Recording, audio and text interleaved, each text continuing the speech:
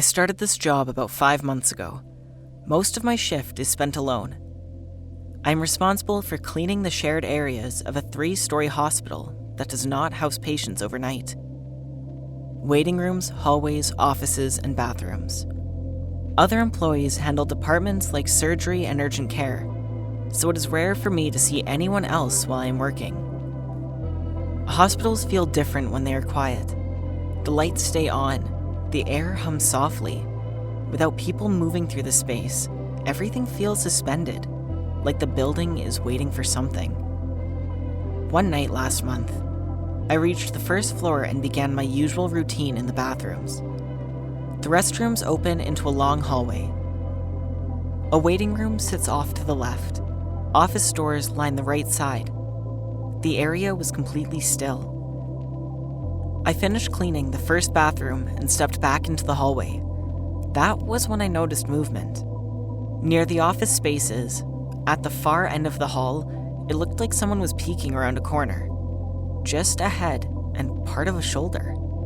A young woman watching me.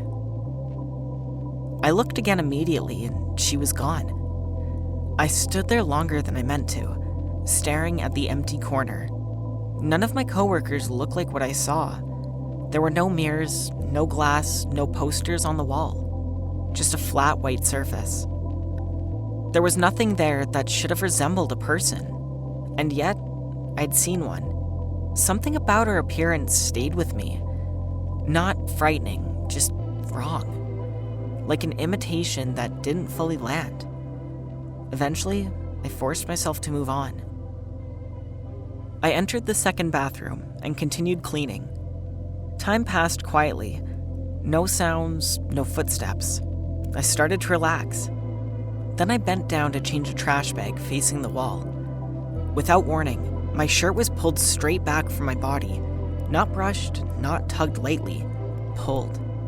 The fabric stretched away from my skin and then dropped as if a hand grabbed it and let go. I turned around instantly.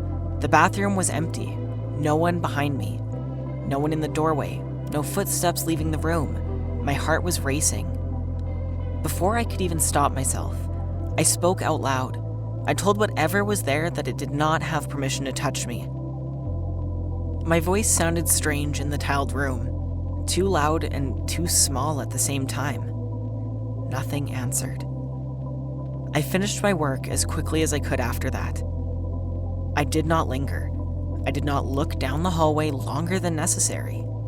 I left as soon as my shift ended. Nothing like it has ever happened again. No figures, no sensations, no sounds.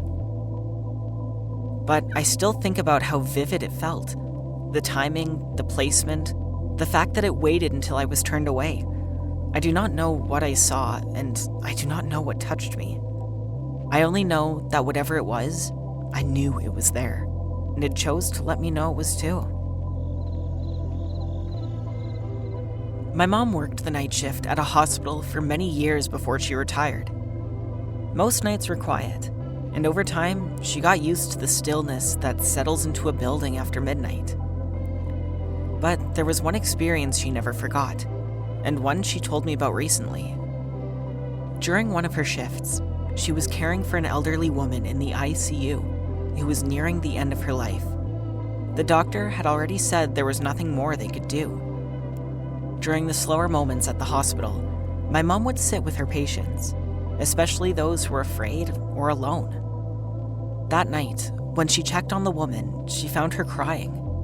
My mom sat beside her and held her hand, asking what was wrong. After a moment, the woman said that someone was there for her. Confused, my mom asked who she was talking about. The woman said it was her husband. She explained that he had been cruel when he was alive, and it also made her life miserable. Now, even after his death, she believed he had come back.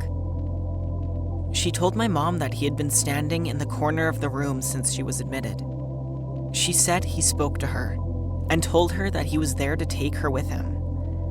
My mom looked toward the corner, but she saw nothing. Not knowing how else to help, my mom asked if she would like to pray together. The woman agreed. They prayed quietly, and over time, the woman began to calm down. Before she passed, the woman told my mother that she no longer saw her husband. She said the room felt peaceful now, and that she was no longer afraid. She then died not long after. My mom never saw anything unusual that night, but she never forgot how certain the woman was, or how different she seemed once she said he was gone. She never knew what that woman was seeing, but she definitely knew that the fear was real. For almost 3 years, I have been studying nursing, and about half of that time has been spent practicing in a hospital. Out of all shifts, this is the only strange experience I ever had. One afternoon, I was the only student assigned to the unit. That meant I was allowed access to every room. Instead of being limited to just a few patients, one of the nurses asked me to retrieve the EKG machine from a room near the end of the hallway. I believe it was room 11. The room only had 2 beds and a lot of open space, so it was often used to store equipment like the EKG machine or a wheelchair. The door was closed, and since I had not been in there at all that day, I entered quietly, assuming that patients might be inside. The room was empty. Both beds were untouched, but the bathroom door was open. As I stepped inside, I heard breathing. It was slow and deep, like someone was sleeping. I knew a patient had been admitted to the unit not long before, so I assumed they were in the bathroom. I did not think much of it, and I grabbed the EKG machine and left. When I went back and returned the machine a few minutes later, the room was still empty. The bed had not been used, and the breathing was gone. I stood there for a moment, trying to decide if I had imagined it. Eventually, I convinced myself that I must have heard someone from another room and moved on. A few days later, I heard it again. This time, I was in the hallway and the door to the room was open. I could hear the same breathing coming from inside. As soon as I stepped into the room, it stopped. There was no one in there. That time, it bothered me more. I started to wonder if I was just tired or overthinking things. The last time it happened was the most unsettling. It was no longer breathing. It sounded like a faint snoring. I went to the room and checked everything. The beds, the bathroom, the windows. I looked for vents or anything that could explain the sound. There was nothing. The noise was clear and close, as clear as my own voice. I checked nearby rooms, but no one was sleeping. It was lunchtime and the unit was active. Later, I mentioned it to a few nurses. I even asked if anyone had died in that room recently, which I realized sounded ridiculous the moment I said it. One nurse just smiled and told me that we're in a hospital. Every room has seen death at some point. I work as a nurse in the UK at a hospital that was originally built during World War II. It was meant to be temporary, but over the decades, it was expanded and is still in use today, partially modernized but very old in its core. During a winter night shift, we admitted a patient with severe infection. There was nothing in her medical history that suggested confusion or cognitive impairment. She was alert, oriented, and calm when she arrived, so there were no initial concerns.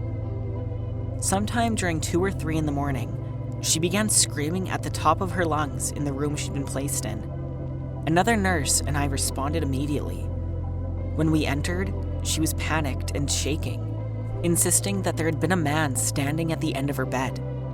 She described him as having something covering his head like a bag, and said that he had been watching her.